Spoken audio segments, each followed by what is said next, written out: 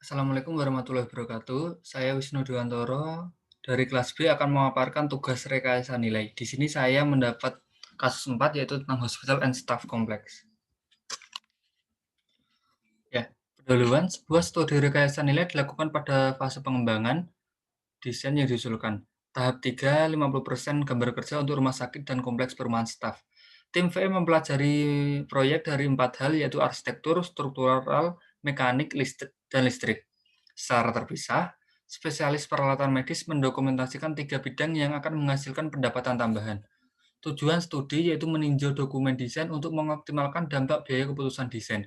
Berdasarkan beberapa review dengan pemilik dan AE, sekitar 35 proposal diimplementasikan.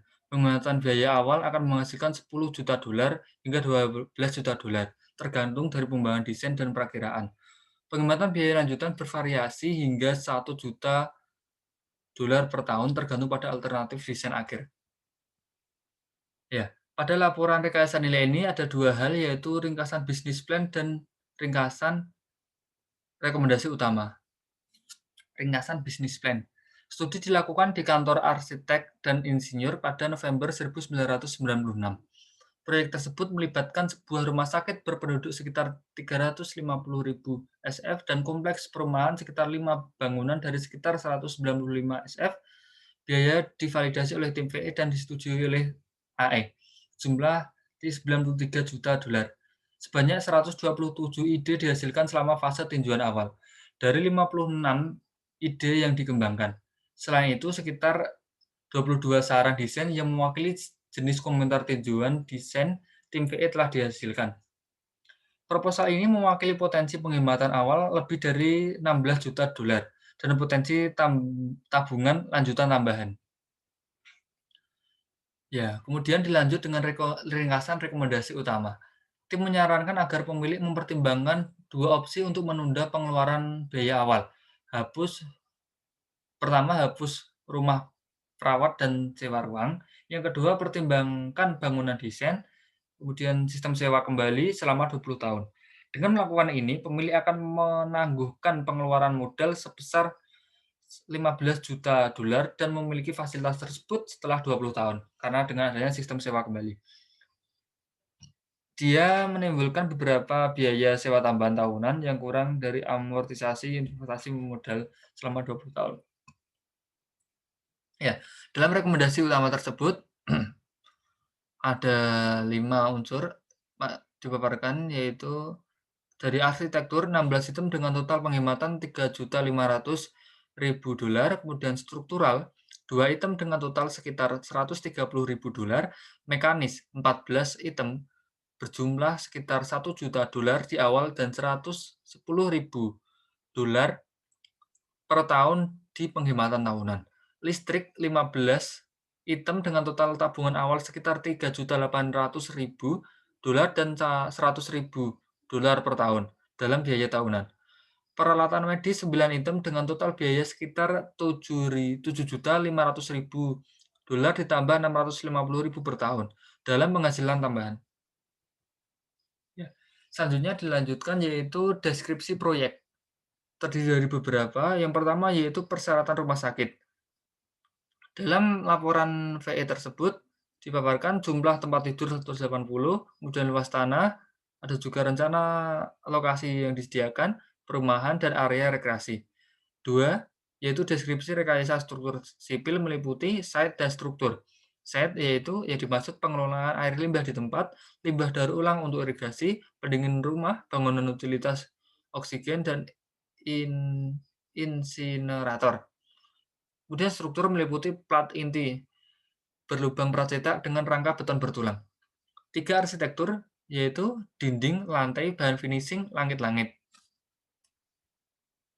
Kemudian sistem mekanis meliputi sistem air panas dan dingin rumah tangga, sistem air terionisasi, sistem drainase air hujan, sistem pemanas, ventilasi, dan AC, sistem pemadam kebakaran, layanan gas bertekanan rendah, dan lain-lain. 5, listrik. Sistem standing generator 2 700 kVA unit, sistem UPS distribusi daya, pencahayaan, telekomunikasi, sistem alarm kebakaran, penangkal petir, dan lain sebagainya. Kemudian Dari unsur perkiraan biaya, deskripsinya yaitu estimasi dikembangkan oleh manajer proyek dan disesuaikan serta divalidasi oleh estimator desainer. Total taksiran biaya sebesar 93 juta dolar. Selanjutnya yaitu prosedur rekayasa nilai. Ada 3 hal yang akan saya sampaikan yaitu umum, prastudi, dan rencana kerja value engineering atau VE yang terdiri dari 6 fase. Umum, rekayasa nilai adalah pendekatan yang kreatif dan terorganisir yang bertujuan untuk mengoptimalkan biaya siklus hidup atau life cycle cost atau LCC dan atau kinerja fasilitas.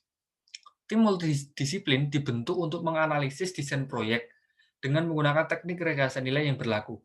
Tujuan setiap anggota tim untuk menganalisis proyek, menemukan area berbiaya tinggi, merekomendasikan alternatif, dan memperkirakan biaya awal dan siklus hidup bila signifikan untuk sistem AC dan untuk setiap alternatif yang diusulkan.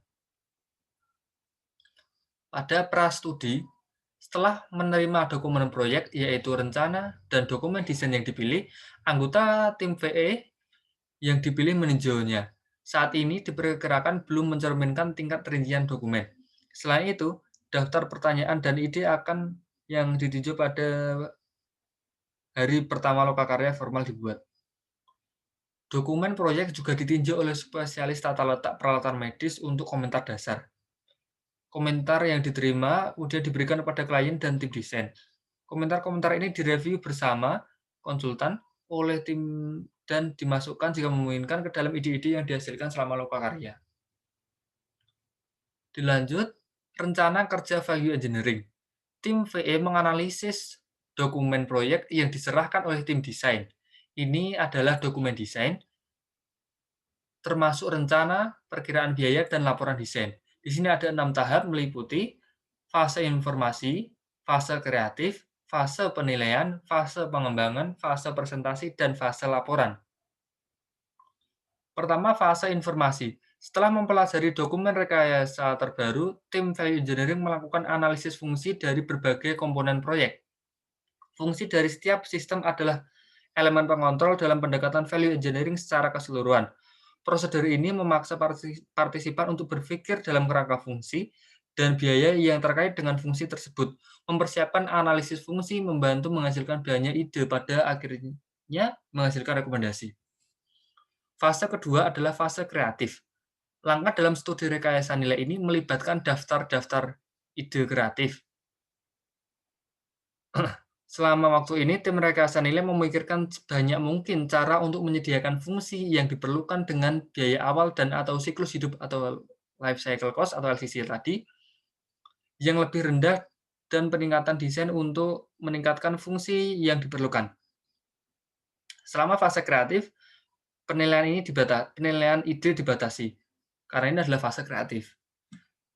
Tim rekayasa nilai mencari kuantitas dan keterkaitan ide yang akan disaring pada tahap studi berikutnya. Fase ketiga yaitu fase penilaian. Dalam fase proyek ini, tim rekayasa nilai menilai dan memberi peringkat ide-ide yang dihasilkan dari sesi kreatif. Sisa dari lembar kerja daftar ide kreatif digunakan untuk fase ini, dan hasilnya disertakan di sisi kanan lembar kerja. Ide-ide yang dianggap tidak praktis atau tidak layak untuk studi tambahan diabaikan, dan ide-ide yang mewakili potensi terbesar untuk penghematan biaya dikembangkan lebih lanjut. Keempat adalah fase pengembangan. Selama fase pengembangan studi rekayasa nilai, ide-ide terpilih dikembangkan menjadi solusi yang bisa diterapkan. Pengembangan terdiri dari desain yang direkomendasikan, perbandingan biaya siklus hidup, dan evaluasi yang tepat untuk keuntungan dan kerugian rekomendasi yang diusulkan. Tim rekayasa nilai harus menyampaikan konsep rekomendasi mereka kepada desainer.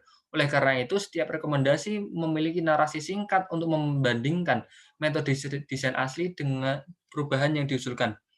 Sketsa dalam perhitungan desain, bila sesuai disertakan dengan rekomendasi. Kemudian fase yang kelima yaitu fase presentasi dan laporan. Fase terakhir dari upaya rekayasa nilai adalah presentasi dan persiapan rekomendasi. Rekomendasi value engineering selanjutnya disaring oleh tim VE sebelum presentasi lisan hasil.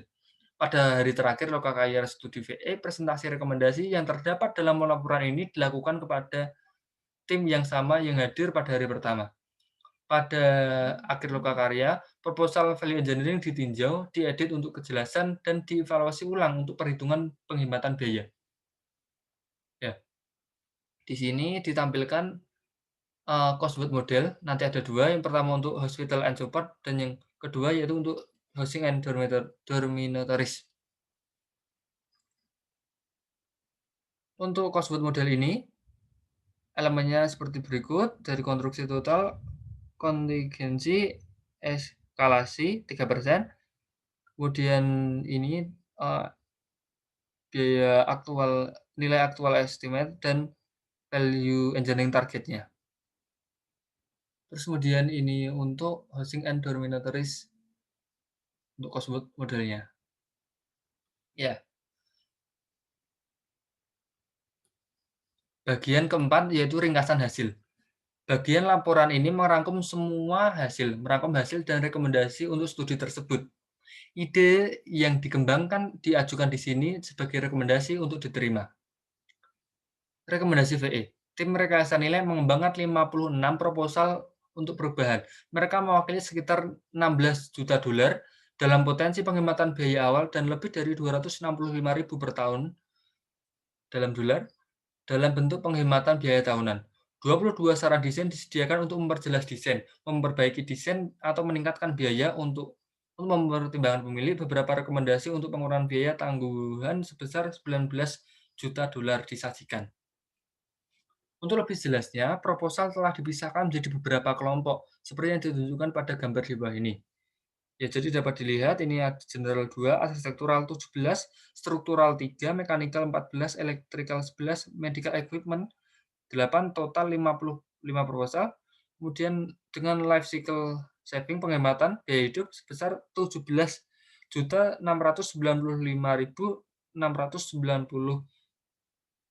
US dollar. Ya, untuk rekomendasi VE ini saya tabulasi sebagai berikut. Ada beberapa item, ada 3 item dengan nomor A8, E12, dan 4, dan ME6. Untuk item pertama, A8, merevisi panel pracetak eksterior untuk rumah sakit dan perumahan. Kemudian E12 dan 4, konfigurasi ulang sistem distribusi listrik. Kemudian yang terakhir, ME6 yaitu tambahkan 3 tempat tidur tambahan ke departemen di hemodialisis. Desain yang diusulkan merevisi desain untuk menambahkan 3 tempat tidur tambahan untuk memenuhi kebutuhan anak dan unit pranetal. Pindahkan unit ke ruang yang lebih besar. Ya, sekian yang bisa saya paparkan terkait dengan kasus 4 tersebut. Terima kasih. Wassalamualaikum warahmatullahi wabarakatuh.